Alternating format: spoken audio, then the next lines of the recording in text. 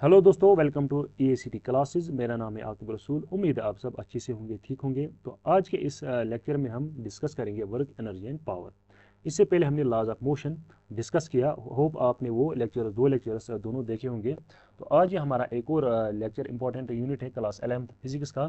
तो आज के इस सेशन में हम डिस्कस करेंगे वर्क, एनर्जी एंड पावर, ठीक है। तो चलिए आज का जो लेक्चर है वो हम स्टार्ट करते हैं। तो पहले स्टार्ट करने से पहले हम देखेंगे स्केलर प्रोडक्ट ऑफ वेक्टर्स। देखिए, इससे पहले हमने वेक्टर्स जो है उसके लिए एक सेपरेट क्लास लाई थी, लेक्चर लाया था, जिसमें हमने वेक्टर्स, टाइप्स ऑफ वेक्टर्स, वो सारा कुछ हमने प्रॉपर्टीज ऑफ वेक्टर्स डिस्कस किया है। अगर आपने वो लेक्चर अभी तक नहीं देखा है तो प्लीज़ आप पहले वो लेक्चर देखें, उसके बाद ही आपको ये समझ आ सकता है। देखिए, जो वेक्टर मल्टीप्लिकेशन है या प्रोडक्ट ऑफ वेक्टर्स, वो दो टाइप्स का होता है। एक होता है डॉट प्रोडक्ट और दूसरा होता है हमारा स्केलर प्रोडक्ट। जो डॉट प्रोडक्ट है ये हम डिनोट करते हैं डॉट से, और स्केलर प्रोडक्ट दूसरा होता है यहाँ पे हमारा क्रॉस प्रोडक्ट, और क्रॉस प्रोडक्ट हम डिनोट करते हैं क्रॉस से। इसको हम एक और नाम से जानते हैं, इसको कहते हैं हम स्केलर प्रोडक्ट, और इसको हम कहते हैं वेक्टर प्रोडक्ट, ठीक है। क्रॉस प्रोडक्ट और डॉट प्रोडक्ट, लेकिन हम यहाँ पे खाली डिस्कस करेंगे डॉट प्रोडक्ट। क्योंकि ये हमें आगे ज़रूरत पड़ेगी इसकी वर्क को डिफाइन करने के लिए। तो यहाँ पे हम सिर्फ करेंगे बात डॉट प्रोडक्ट की, ठीक है। देखिए, अगर फॉर एग्जांपल हमारे पास दो वेक्टर्स होंगे, वेक्टर ए और वेक्टर बी, वेक्टर ए और वेक्टर बी, और हम इनका जो मल्टीप्लिकेशन करेंगे डॉट प्रोडक्ट, यानी कि डॉट प्रोडक्ट अगर हम इनका करेंगे, ठीक है, तो यहाँ पे क्या मिलेगा हमें, यहाँ पे एक और क्वांटिटी मिलेगी जो कि क्या होगी, वो होगी स्केलर क्वांटिटी। वो मिलती है यहाँ पे स्केलर क्वांटिटी हमें, ठीक है। यानी कि यहाँ पे अगर होंगे दो वेक्टर्स, इनका हम अगर डॉट प्रोडक्ट करेंगे, जो हमें न्यू क्वांटिटी यहाँ पे मिलेगी वो मिलेगी हमें स्केलर क्वांटिटी। या ज़रूरी नहीं है दो वेक्टर्स होंगे, या एक स्केलर भी हो सकता है या एक वेक्टर भी हो सकता है। तो इनका जो डॉट प्रोडक्ट है वो भी क्या देता है हमें यहाँ पे स्केलर क्वांटिटी। तो वही कह रहा है टू वेक्टर्स और a vector and scalar can be multiplied, ये इनको हम क्या कर सकते हैं, मल्टीपल कर सकते हैं, मल्टीप्लिकेशन हम इसका कर सकते हैं। तो हमारे पास दो है, एक तो क्रॉस प्रोडक्ट और दूसरा है स्केलर प्रोडक्ट, ठीक है। तो यहाँ पे हम खाली करेंगे discuss scalar product. The result of the scalar product of two vectors is a number या स्केलर। वो क्या हो सकता है, वो स्केलर होगा या कोई नंबर होगा।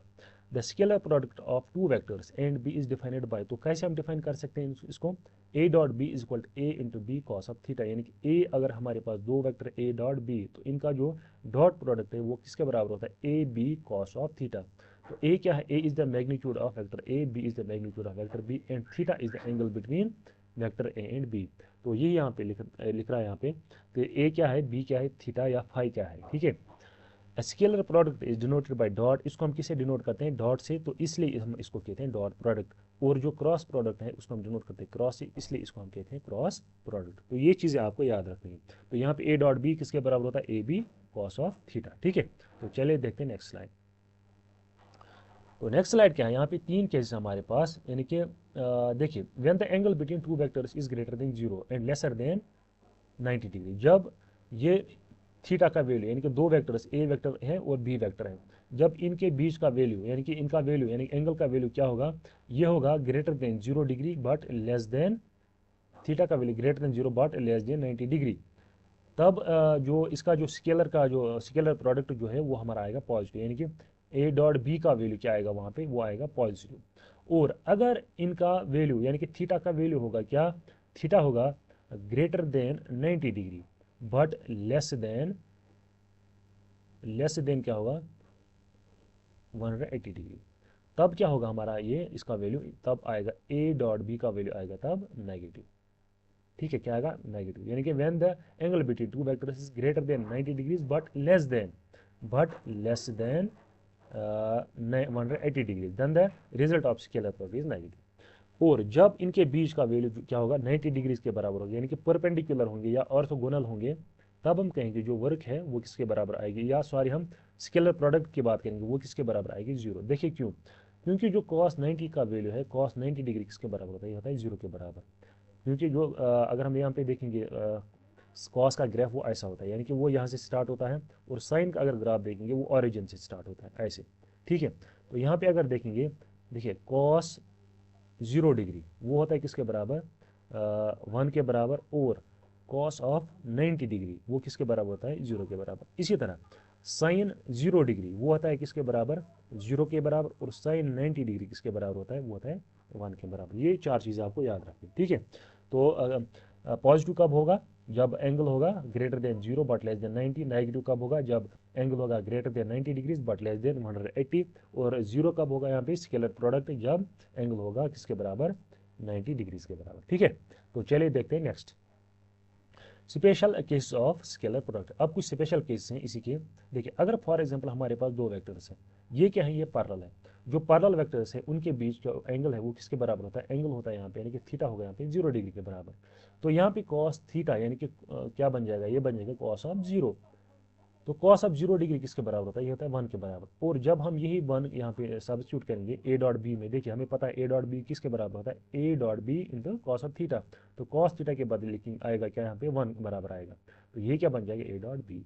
ठीक है, ये कब, जब दो वेक्टर्स पैरेलल होंगे तब डॉट प्रोडक्ट किसके बराबर होता है, magnitude of vector A into magnitude of vector B. Simple है, ठीक। और जब दो वेक्टर्स एंटी पैरेलल होंगे यानी कि वेक्टर ए की डायरेक्शन ये है और वेक्टर बी की डायरेक्शन अपोजिट है, यानी कि इनके बीच का जो एंगल है वो है 180 डिग्री। और कॉस ऑफ 180 डिग्री किसके बराबर होता है, ये होता है बराबर -1 के बराबर होता है। ठीक है, और जब हम यहाँ पे सब्स्टिट्यूट करेंगे -1 तो ये बन जाएगा माइनस ए इंटू बी। ठीक है, तो ये आएगा यहाँ पे माइनस यानी कि नेगेटिव आएगा यहाँ पे स्केलर प्रोडक्ट का। ठीक है, ये वही पीछे वाले केस हैं लेकिन डिफरेंट एंगल से हम यहाँ पे इनको डिस्कस कर रहे हैं। और जब ये ऑर्थोगोनल होंगे, ऑर्थोगोनल मतलब जब ये होंगे इनका एंगल जो होगा वो किसके बराबर है, 90 डिग्री के बराबर। और कॉस 90 डिग्री किसके बराबर होता है, 0 के बराबर होता है। और ये क्या बन जाएगा डॉट प्रोडक्ट, तब ये बन जाएगा 0। क्यों, क्योंकि cos 90 is equal to 0 degree. तो ये थे कुछ special case of scalar product. ठीक है, तो चलिए देखते हैं नेक्स्ट। नेक्स्ट में कुछ क्वेश्चन है यहाँ पे। देखिए find the scalar product of vector A and vector B, इनका स्केलर प्रोडक्ट हमें निकालना है। ठीक है, अभी हमने देखा जो प्रोडक्ट होता है जो वेक्टर्स होते हैं A dot B, for example हमारे पास वेक्टर्स हैं, तो ये किसके बराबर है, magnitude of A into magnitude of B. इनका हमें क्या करना है, मैग्नीट्यूड निकालना है और मल्टीप्लिकेशन यहाँ पे इनको करनी है। ठीक है, तो यहाँ पे अगर हम देखेंगे ये सिंपल क्वेश्चन है, तो इसका जो आंसर है वो आप कमेंट सेक्शन में दे देना। हम क्वेश्चन नंबर सेकंड करते हैं। A particle covers a displacement from position 2i plus J plus 2k to 3i plus 2j plus 5k। देखिए फॉर एग्जाम्पल एक पार्टिकल है, ये था पोजीशन ए पे और इसने कुछ डिस्प्लेसमेंट कवर किया, ये पहुंच गया पोजीशन बी पे। तो पोजीशन ए किसके बराबर है, 2i plus J plus 2k।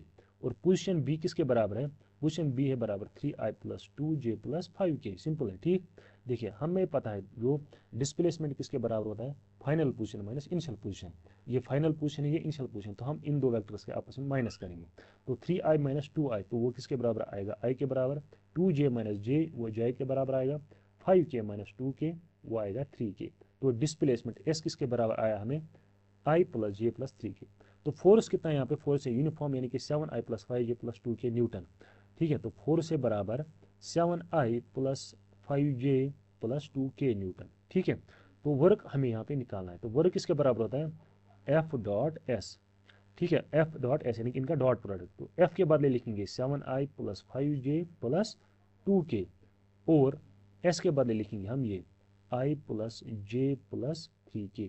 देखिए जो यूनिट वेक्टर्स होते हैं ये i j k ये होते हैं यूनिट वेक्टर्स, हमने ऑलरेडी वेक्टर्स में पढ़ा है। इनको जब हम डॉट प्रोडक्ट करेंगे i डॉट i ये किसके बराबर होता है, 1 के बराबर। j dot j is equal to 1, इसी तरह k dot k is equal to 1, k dot k is equal to 1। ठीक है, तो यहाँ पे अगर हम मल्टीप्लिकेशन करेंगे 7i इंटू आई, 7 1 जार 7, तो i डॉट i 1 के बराबर आएगा प्लस 5 j इंटू जे, तो ये बन जाएगा 5 और j डॉट j बन जाएगा 1, तो प्लस 2 3 जार 6। तो इनका एडिशन हम जब करेंगे ये किसके बराबर आएगा, ये आएगा आई थिंक 18 के बराबर, 18 जूल। ठीक है, तो ऐसे मतलब जो वर्क है वो आएगी बराबर 18 जूल्स के बराबर। ठीक है, तो अब अगर हम देखेंगे लास्ट क्वेश्चन यहाँ पे, find the value of m, find the value of m such that vectors a is equal to 2i plus 3j plus k and b is equal to 3i plus 2j plus mk में बी perpendicular. देखिए दो vectors हैं a और b दो vectors हैं और ये क्या है, ये परपेंडिकुलर है यानी इनके बीच का जो एंगल है वो है 90 डिग्री। ये मान लीजिए ये वेक्टर a है, ये क्या है वेक्टर b। देखिए हमें पता है dot product between two vectors वो किसके बराबर अगर होगा 90 डिग्रीज होगा ये दो वेक्टर्स, तो वो किसके बराबर होगा, 0 के बराबर। ठीक है, तो देखिए वेक्टर ए किसके बराबर है, वेक्टर ए है बराबर 2i plus 3j plus k dot तो बी किसके बराबर है, बी है बराबर 3i plus 2j plus M के। तो ये किसके बराबर आएगा, 0 के बराबर। ठीक है, करिए अब इनको मल्टीप्लीकेशन, 2i इंटू 3i तो ये बन जाएगा 6 प्लस 3j इंटू 2j ये बन जाएगा 6।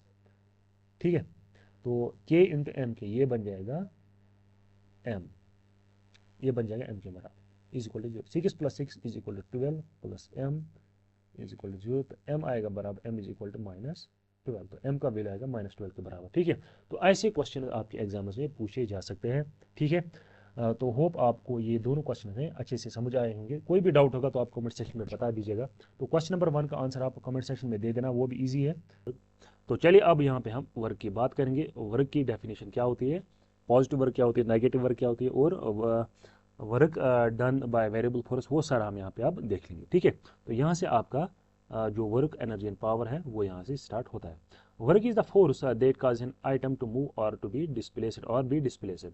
तो देखिए फॉर एग्जांपल हमारे पास यहाँ पे दो ऑब्जेक्ट्स है। यहाँ अगर फॉर एग्जांपल यहाँ पे एक बॉक्स है और हमारे पास यहाँ पे एक वाल है, बहुत बड़ा वाल है, और इस बॉक्स पे हम कर रहे हैं for example 2 Newton force apply, और ये डिस्प्लेस हुआ बाई 2 मीटर्स। तो इसने 2 मीटर्स के यहाँ पे डिस्प्लेसमेंट निकाला।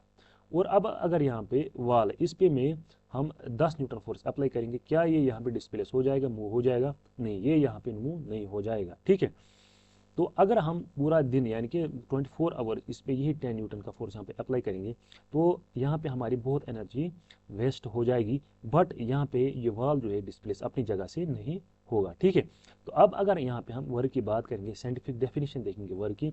देखिए अगर हम देखेंगे यहाँ पे भी एक जो इस पर्सन है, इस पर्सन ने भी वर्क किया है, लेकिन अगर हम फिजिक्स के हिसाब से यानी कि साइंटिफिक कंसेप्ट यहाँ पे देखेंगे, यहाँ पे जो वाल का जो ये केस है, यहाँ पे जो वर्क डन है ये किसके बराबर है, 0 के बराबर। और यहाँ पे जो वर्क डन है वह यहाँ पे है 4 न्यूटन के बराबर। ठीक, सॉरी 4 जूल के बराबर है यहाँ पे वर्क। देखिए क्यों, जब तक कोई बॉडी डिस्प्लेस नहीं हो जाएगी अपनी पोजिशन से, तब तक वहाँ पे वर्क डन किसके बराबर होते हैं, 0। तो यहाँ पे ये रिक्वायर्ड कंडीशन है, यानी कि इंपॉर्टेंट कंडीशन है यहाँ पे, जो डिस्प्लेसमेंट होना है यहाँ पे डिस्प्लेसमेंट जो है वो यहाँ पे होना चाहिए। यानी कि एक जो बॉडी है जब हम उस पर फोर्स अप्लाई करेंगे वो बॉडी अपनी पोजीशन चेंज करनी चाहिए यहाँ पे, तभी कहेंगे हम कि यहाँ पे वर्क डन है। ठीक है, अगर यहाँ पे पोजीशन बॉडी एक पोजीशन अपनी चेंज नहीं करेगी, डिस्प्लेस नहीं हो जाएगी, तो हम कहेंगे work done is equal to 0।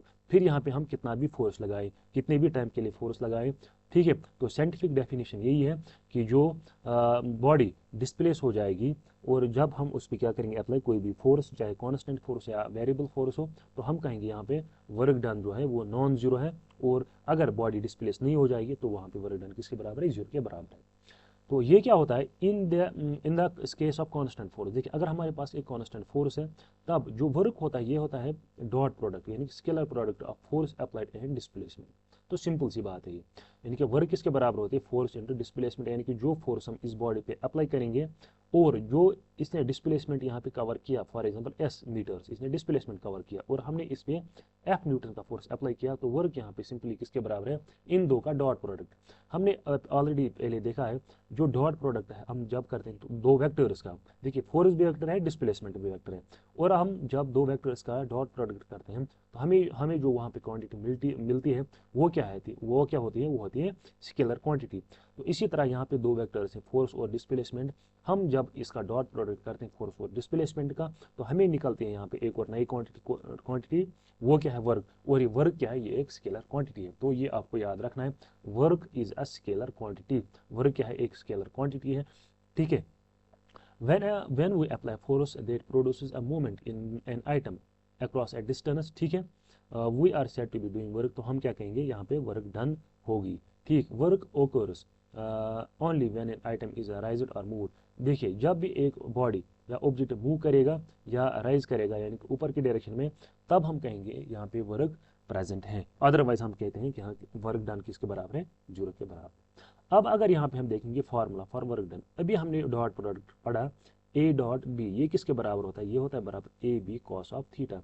A B क्या है, magnitude of A and B, cos theta क्या है, एंगल बिटवीन, थीटा क्या है, angle between A and B. अब अगर यहाँ पे हमें दो वेक्टर्स है, एक है फोर्स और दूसरा क्या है डिस्प्लेसमेंट, तो इसका डॉट प्रोडक्ट जो है वो किसके बराबर आएगा, वो आएगा F S cos of theta. यानी कि थीटा का angle between force and displacement, ठीक है। तो work is equal to F dot S, या हम ऐसे भी कह सकते हैं work is equal to F S cos of theta. तो सिंपल सी बात है, ठीक है। तो ये यहाँ पे लिख रहा है then work done by the force is in displacing the body through a distance is given by W is equal to F dot S या W is equal to F S cos of theta. देखिए यहाँ पे एक concept हम एक और मतलब graphically मैं दिखाता हूँ ये कैसे इसके बराबर होता है। देखिए फॉर एग्जाम्पल हमारे पास एक बॉडी है, ठीक है, ये और ये हॉरिजेंटल ग्राउंड पे, ये एक ग्राउंड है, ठीक है। फॉर एग्जाम्पल हमने इस पे अप्लाई किया फोर्स, ये एक फोर्स हमने अप्लाई किया एफ। ऑलरेडी आपने पढ़ा है वेक्टर्स में components of vectors. For example ये अगर एक वेक्टर है, अगर हम इसके कंपोनेंट्स निकालेंगे, एक होता है हॉरिजेंटल कंपोनेंट और एक होता है वर्टिकल कंपोनेंट। तो जिसके साथ एंगल बनाता है, फॉर एग्जांपल इसके साथ इसने बनाया एंगल थीटा, इसको कहते हैं हॉरिजेंटल कंपोनेंट, इसको कहते हैं वर्टिकल कंपोनेंट। और हॉरिजेंटल कंपोनेंट जो है ये किसके बराबर होता है, ये होता है बराबर एफ कॉस ऑफ थीटा। और ये क्या होता है vertical component, F sine of theta, ठीक है। देखिए अब सिमिलरली यहाँ पे एक फोर्स है, इसके दो कंपोनेंट्स होंगे, एक होगा ये वर्टिकल कंपोनेंट और एक होगा ये हॉरिजॉन्टल कंपोनेंट। और अगर हम यहाँ पे देखेंगे इस बॉक्स का डिस्प्लेसमेंट किस डायरेक्शन में, वो है इस डायरेक्शन में, यानी कि हॉरिजॉन्टली मूव करेगा। जब हम इसको इस डायरेक्शन में खींचेंगे, पुल करेंगे, तो बॉक्स जो है ये इस डायरेक्शन में मूव करेगा। जिस डायरेक्शन में मूव करेगा उस डायरेक्शन में जो फोर्स का कंपोनेंट है उन दो का मल्टीप्लीकेशन ही होता है वर्क, ठीक है।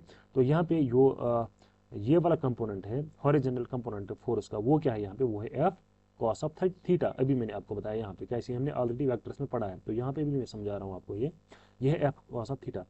और डिस्प्लेसमेंट क्या है यहाँ पे एस, तो यही है F cos of theta into S, वही है यहाँ पे। देखिए एफ कॉस ऑफ थीटा, या फिर एस हम पहले भी लिख सकते हैं, या F cos of theta S, या एफ कॉस थीटा एस, या F S cos of theta. तो यही है यहाँ पे वर्क। तो कौन सा कंपोनेंट हम यहाँ पे वर्क फोर्स का लेते हैं, जो किसके डायरेक्शन में होगा, जो डिस्प्लेसमेंट की डायरेक्शन में होगा फोर्स का कंपोनेंट, उसका मल्टीप्लिकेशन और इस डिस्प्लेसमेंट का मल्टीप्लिकेशन। देखिए एक डिस्प्लेसमेंट और फोर्स का वो कंपोनेंट जो किस डायरेक्शन में होगा, डिस्प्लेसमेंट की डायरेक्शन में होगा, ठीक है। तो ये था formula for the work done. तो इसके बाद हम देखेंगे पॉजिटिव वर्क क्या होती है, नेगेटिव वर्क क्या होती है और जीरो वर्क क्या होती है। देखिए जब देखिए अभी हमने देखा work is equal to F S cos of theta. अगर इस थीटा का वैल्यू क्या होगा, ग्रेटर और इक्वल टू 0 लेस देन 90, तब हम कहेंगे जो वर्क है वो क्या होगी, पॉजिटिव, यानी कि ये यहाँ पे, ठीक है। यहाँ पे अगर थीटा का वैल्यू देखेंगे, ये क्या है, ये ग्रेटर, ये हो सकता है यहाँ पे ग्रेटर और इक्वल टू 0 या लेस देन 90 डिग्री, ठीक है। तो ये थीटा के वैल्यू पे डिपेंड है। इसके बाद है नेगेटिव वर्क। तो नेगेटिव वर्क कब होगी, जब थीटा का वैल्यू ग्रेटर देन होगा 90 डिग्री बट लेस और इक्वल टू 180 डिग्री। तो ये चीज़ें आपको याद रखनी, एंगल का वैल्यू, ठीक है। तो एग्जाम में ऐसे क्वेश्चन पूछा जा सकता है, ठीक। और यहाँ पे अगर हम जीरो की बात करेंगे, जब इनके बीच यानी कि फॉर एग्जाम्पल ये क्या है, ये फोर्स और डिस्प्लेसमेंट है, ये इनके बीच अगर 90 डिग्री एंगल होगा तो वर्क डन है किसके बराबर, जीरो। क्यों, अभी मैंने आपको इससे पहले बताया कॉस 90 डिग्री जो है, कॉस 90 डिग्री किसके बराबर होता है, ये होता है बराबर जीरो के बराबर। देखिए अगर हम कॉस का ग्राफ देखेंगे, ये होता है कॉस का ग्राफ, वो यहाँ से स्टार्ट होता है ऐसे, ठीक है। यहाँ पे 1 है और यहाँ पे क्या है -1, ठीक है। तो अगर हम देखेंगे कॉस 0 किसके बराबर होता है, 1 के बराबर, और यहाँ पे 90 डिग्री है, तो 90 डिग्री पे इसका वैल्यू क्या होता है, 0 के बराबर, ठीक है। तो पॉजिटिव वर्क, नेगेटिव वर्क और जीरो वर्क, तो ये किस पे डिपेंड है, पॉजिटिव कब होगी, नेगेटिव कब होगी और जीरो कब होगी, तो ये डिपेंड है किस पे, थीटा के वैल्यू पे। तो थीटा ही डिसाइड करता है कि जो वर्क है वो पॉजिटिव है, नेगेटिव है, कि ये क्या है, जीरो है। तो अब यहाँ पे हम डिस्कस करेंगे work done bye a variable force. तो इससे पहले हमने जो पढ़ा था उसमें हमने बात की थी कांस्टेंट फोर्स की। जब एक कांस्टेंट फोर्स हम अप्लाई करता है तब वर्क डन जो है वो किसके बराबर होती है। तो अब हम बात करेंगे वेरिएबल फोर्स की। देखिए अगर हम फोर्स की बात करेंगे, फोर्स का है, फोर्स एक वेक्टर है, फोर्स एक वेक्टर क्वांटिटी है। और हमने ऑलरेडी वेक्टर्स में पढ़ा है, जो वेक्टर होता है इसमें दो चीज़ें होती है, एक तो मैग्नीट्यूड होता है और दूसरा क्या होता है, इसमें डायरेक्शन भी होती है। और इन दोनों में से अगर मैग्नीट्यूड या डायरेक्शन दोनों में से एक चीज़ चेंज हो जाएगी तो हम क्या कहते हैं, जो वेक्टर है ये चेंज हो जाएगा, ठीक है। देखिए यहाँ पे हमारा जो वेक्टर है वो है फोर्स। अगर अब फोर्स का मैग्नीट्यूड या डायरेक्शन इन दोनों में से एक भी यहाँ पे चेंज हो जाएगा या वेरी करेगा तो हम कहेंगे जो ये फोर्स है ये क्या है, ये वेरिएबल फोर्स है, ठीक है। तो ये हम देखेंगे when the magnitude and direction of a force varies with position the work done bye such a force for an infinite small displacement is given bye. तो जब हमारा फोर्स क्या होगा, वेरिएबल होगा, तो जो अगर यहाँ पे हम देखेंगे डी डब्ल्यू यानी कि small work done in small displacement, यानी कि जब डिस्प्लेसमेंट का होगा बहुत स्मॉल होगा, डी एस यानी कि स्मॉल डिस्प्लेसमेंट। यहाँ पे आप देख सकते हैं डायग्राम में, देखिए ये छोटे छोटे डिस्प्लेसमेंट्स में हमने इसको डिवाइड किया है। फॉर एग्जांपल यहाँ से एक्स आई से एक्स एफ तक यहाँ पे डिस्प्लेसमेंट टोटल हो गया, और इस डिस्प्लेसमेंट को हमने छोटे छोटे डिस्प्लेसमेंट्स यानी कि डी एस में कन्वर्ट किया है, ब्रेक किया है। ठीक है, तो अगर हम यहाँ पे वर्क देखेंगे इस स्मॉल डिस्प्लेसमेंट में, और इस स्मॉल डिस्प्लेसमेंट जो वर्क होगी वो हम डिनोट करते हैं डी डब्ल्यू से। ठीक है, तो अब अगर हम यहाँ पे देखेंगे डी डब्ल्यू यानी कि work done in this small displacement यानी कि डी एस स्मॉल डिस्प्लेसमेंट, तो ये किसके बराबर होगा, D W is equal to F dot D S. ठीक है, तो यहाँ पे फॉर एग्जाम्पल ये मान लीजिए यहाँ पे पॉइंट ए है और ये यहाँ पे पॉइंट बी है। अब हमें देखना है पॉइंट ए से बी तक जो ये बॉडी डिस्प्लेस हो गई, तो इसमें वर्क डन जो है वो किसके बराबर आएगी। देखिए यहाँ पे हम इंटीग्रल लगाते हैं, यानी कि इंटीग्रेशन का कॉन्सेप्ट ये आपने 11th क्लास में पढ़ा होगा। Integral from running from A to B F dot D S, यानी कि इस क्वांटिटी को इसको हम करेंगे इंटीग्रेशन। ठीक है, इसको हम करेंगे इंटीग्रेशन यानी कि समेशन। इंटीग्रेशन का एक्चुअल अगर हम लिटरल मीनिंग देखेंगे वो समेशन होता है, यानी कि integral from A to B F D S cos of theta. तो अगर ये क्या डॉट प्रोडक्ट है, तो ये किसके बराबर होता है, एफ डॉट डी एस होगा बराबर F D S cos of theta. तो कॉस ऑफ थीटा क्या है, theta is the angle between F and D S. ठीक है, तो अगर यहाँ पे हम देखेंगे जो एक कर्व है, देखिए ये क्या है, यहाँ से हम फोर्स प्लॉट किया है और इस साइड से हमने डिस्प्लेसमेंट प्लॉट किया है। तो यहाँ पे ये जो कर्व है ए बी जो कर्व है, इसके अंडर जो ये एरिया है, ये एरिया क्या देता है, ये एरिया देता है work done by variable force.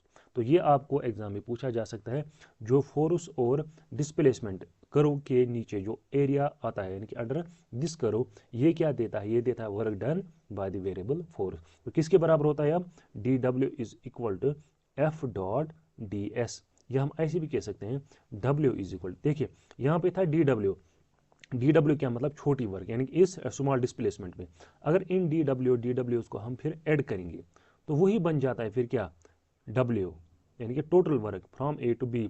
और ये कहाँ से कहाँ तक है, ये छोटे छोटे डी डब्ल्यू ये हैं फ्रॉम ए टू बी, यानी कि ए टू बी ये सारे।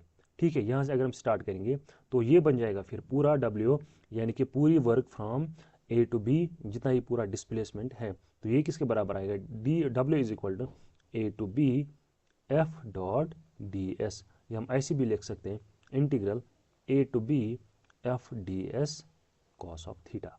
ठीक है, तो होप ये आपको समझ आया होगा।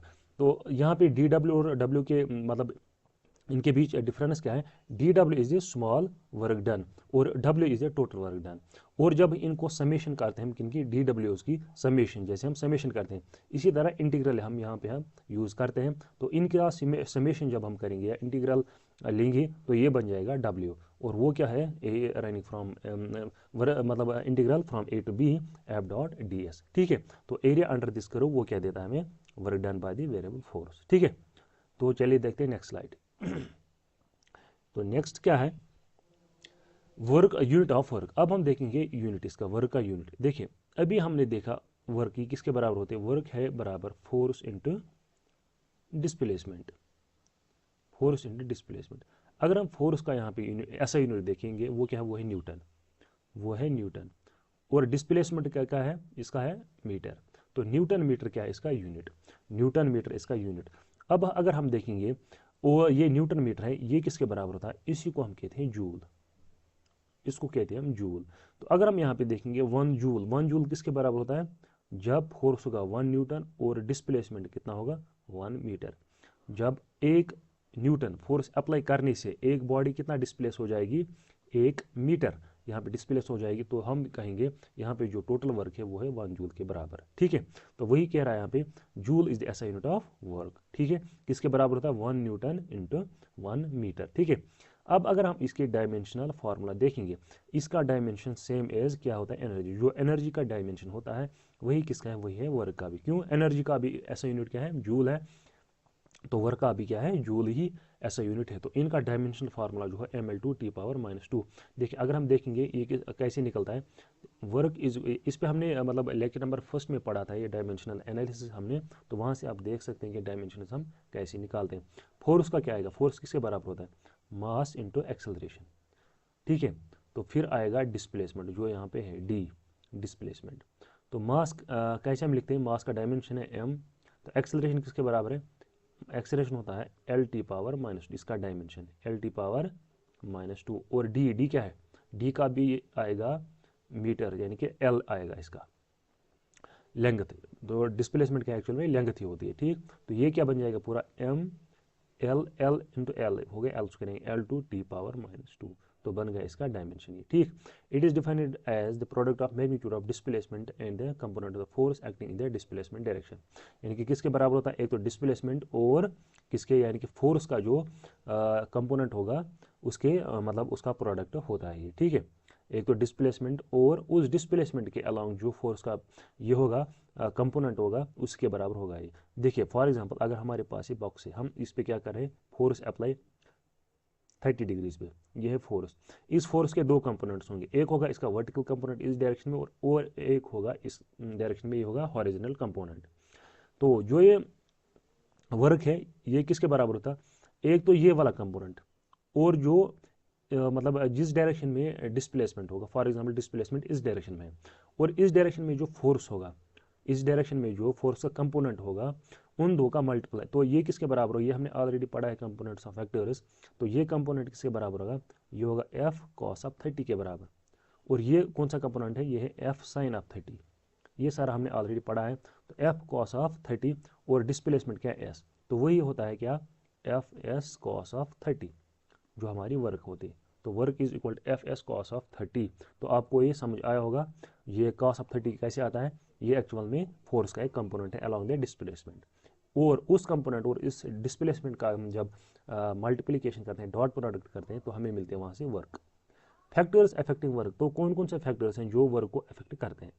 तो पहला क्या है, फोर्स अप्लाइड है कि कितना फोर्स हम अप्लाई करेंगे। देखिए जितना हम फोर्स यहाँ पे अप्लाई करेंगे 2 न्यूटन 4 न्यूटन 6 न्यूटन, तो उस पर वर्क क्या होती है, डिपेंड होती है। यानी कि जितना फोर्स अप्लाई करेंगे उतनी वर्क भी ज़्यादा होगी।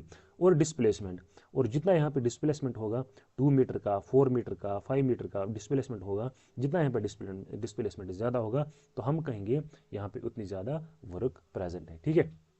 और angle between the force and displacement, यानी कि ये कॉस ऑफ थीटा, यानी कि थीटा का वैल्यू इस पे भी ये डिपेंड होता है। यानी कि अभी क्या है, work is equal to F S cos of theta. तो एक तो फोर्स पे डिपेंड है और एस एस का डिस्प्लेसमेंट डिपेंड है, और किस पे डिपेंड है, थीटा पे ये डिपेंड है। तो ये आपको याद रखना है, जो फैक्टर्स अफेक्टिंग वर्क है, कौन कौन से फैक्टर्स हैं जो वर्क को अफेक्ट करते हैं। एक तो फोर्स है, डिस्प्लेसमेंट है, और angle between the force and the displacement, ठीक है। तो ये चीज़ें आपको यहाँ पे याद रखनी है। अगर लास्ट में कुछ क्वेश्चंस देखेंगे एग्जांपल 1 2 3, तो ये क्वेश्चन हम यहाँ पे एक एक करके देख लेंगे। The rope pulls the box along the floor creating a 30 degree angle with horizontal surface. For example हमारे पास ये इंक्लाइंड प्लेन है, फॉर एग्जांपल, ठीक है, इंक्लाइंड प्लेन है और इसके ऊपर क्या है, इसके ऊपर है यहाँ पे बॉक्स। और इस बॉक्स को क्या किया हमने, इस बॉक्स को रोप से टाई करके हम इसको हॉरिजॉन्टल सरफेस जो है इसकी तरफ क्या करते हैं, पुल करते हैं, ठीक है। और जो यहाँ पे एंगल है with the floor along the floor, यानी कि ये वाला एंगल, फॉर एग्जांपल ये यहाँ पे फ्लोर है, ये क्या है फ्लोर, और ये एंगल कितना है, और एंगल है कितना 30 डिग्रीज। और हम इसको पुल कहाँ से कर रहे हैं, इस डायरेक्शन में इसको पुल कर रहे हैं। देखिए अगर हम यहाँ पे कंपोनेंट्स निकालेंगे किसके, फोर्स के, यहाँ पे दो कंपोनेंट्स इसके निकलेंगे, एक तो होगा ये वर्टिकल कंपोनेंट और दूसरा होगा ये हॉरिजॉन्टल कंपोनेंट, ठीक है। तो यहाँ पे वर्क किसके बराबर होगी, यानी कि अभी मैंने आपको बताया जहाँ से डिस्प्लेसमेंट होगा उस डिस्प्लेसमेंट के अलावा जो कंपोनेंट होगा किसका, फोर्स का, तो उसका मल्टीप्लिकेशन और इस डिस्प्लेसमेंट का मल्टीप्लिकेशन जो है वो होता है किसके बराबर, वर्क के बराबर, यानी कि F cos of 30 degree into displacement, ठीक है, इंटू डिस्प्लेसमेंट। एफ किसके बराबर है, force is equal to 90 newton, ठीक है, force is equal to 90 Newton.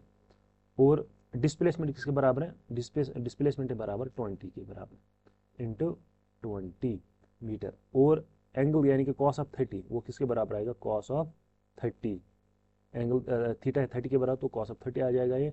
अब देखिए 90 इंटू 20 ये किसके बराबर आएगा, 1800 के बराबर, इंटू कॉस ऑफ 30 किसके बराबर है, √3/2। तो अगर सॉल्व करेंगे ये बन जाएगा 900√3 जूल जो है वो यहाँ पे वर्क होगी। तो सिंपल है, यहाँ पे work is equal to F S cos of theta. तो थीटा का वैल्यू सब्स्टिट्यूट करना है, एस का वैल्यू और एफ का वैल्यू, तो यहाँ से आपको वर्क का जो वैल्यू है वो निकलेगा, यानी कि 900√3। और कॉस के जो वैल्यूज हैं ये आपको याद रखने यहाँ पे किस एंगल पे कॉस का क्या वैल्यू होता है, ठीक है। तो चलिए देखते next question. The box is dragged to 20 metres with a force of 90, ये हमने कर दिया। Calculate the work done on the body when a force of 50 newton displaced by 5 metre, ठीक है। तो यहाँ पे अगर हम देखेंगे वर्क डन किसके बराबर आएगी, work done is equal to F dot S. तो एफ किसके बराबर है, 50 न्यूटन के बराबर है, और एस किसके बराबर है, 5 मीटर के बराबर। तो ये किसके बराबर आएगा, 50/4 यानी कि 250 जूल के बराबर। तो वर्क है यहाँ पे 250 जूल के बराबर। अब यहाँ पे क्वेश्चन नंबर 3 आप देख लेना, ये आप खुद ही कर लेना, ठीक है। क्वेश्चन नंबर 3 इजी क्वेश्चन है, सिंपल ये फार्मूला लगानी, ठीक है। When is work done negative, work कब नेगेटिव होती है ये हमने ऑलरेडी पढ़ा है। तो ये आप कमेंट सेक्शन में बताना इसका आंसर कि वर्क जो है नेगेटिव कब होती है, पॉजिटिव कब होती है, जीरो कब होती है, ठीक है। तो लास्ट पे क्या है, find the work done when a force of F is equal to 30i + 5j produce and displacement of 5i + 2j, ठीक है। तो हमें यहाँ पे क्या बताना है, यहाँ पे हमारे पास दो वेक्टर्स हैं, फोर्स किससे बराबर है, 30i + 5j, ठीक है। W is equal to F dot S. तो यहाँ पे हमें क्या करना है, डॉट प्रोडक्ट, एफ किसके बराबर है, 30i + 5j, ठीक, डॉट, और डिस्प्लेसमेंट किसके बराबर है, 5i + 2j। तो यहाँ पे हम डॉट प्रोडक्ट सिंपली करेंगे 5 × 30, 5 0 0 0, 5 3 15 प्लस 5 2 10, तो ये आएगा 160 जूल्स वर्क यहाँ पे, ठीक है। तो work is equal to 160 joules. तो ये सिंपली था ये क्वेश्चन। तो क्वेश्चन नंबर 3 आप खुद ही कर लेना, और क्वेश्चन नंबर इसका वर्क कब नेगेटिव, तो ये तो इन क्वेश्चंस का आप कमेंट सेक्शन में जवाब दे देना, आंसर दे देना। उम्मीद है आपको ये आज का सेशन अच्छा लगा होगा, इन्फॉर्मेटिव लगा होगा। अगर कोई भी डाउट होगा इस सेशन के रिगार्डिंग तो आप प्लीज़ वो कमेंट सेक्शन में दे देना। तो इसके बाद इसका एनर्जी और पावर, तो वो इसके लिए हम नेक्स्ट सेशन लाएंगे। आज का लेक्चर हम यहीं पे क्लोज करते हैं, तो मिलते हैं नेक्स्ट लेक्चर में। टिल देन अल्लाह हाफिज़।